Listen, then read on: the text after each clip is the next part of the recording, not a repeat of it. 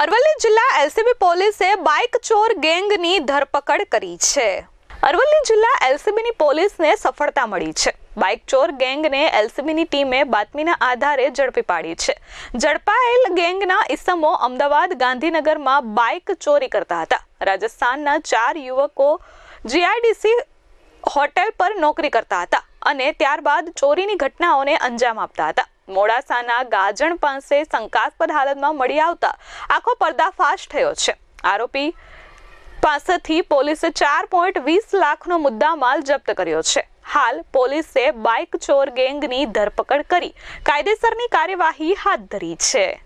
Aravalli LCB PI અને એમની team routine વાહન ચેકિંગમાં હતા એ દરમિયાન એમને ગાજણ પાસે મોડાસા રૂરલ પોલીસ સ્ટેશનમાં અમુક બાઇકો શંકાસ્પદ મળેલી। જે બાઇક ચાલક હતા એમની વધારે ડિટેલમાં પૂછપરછ કરતા એમની પાસે કોઈ પેપર્સ ન હતા।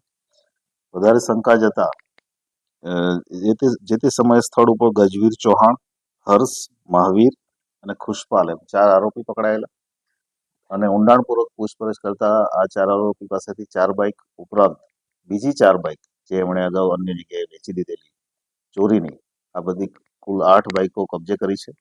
આ બધી જ બાઇકો આ બધા જ આરોપીઓ જે છે અમદાવાદમાં ક્યાંક ને ક્યાંક જીઆઈડીસીમાં કઠવાડા ઓઢવમાં નોકરી કરે છે।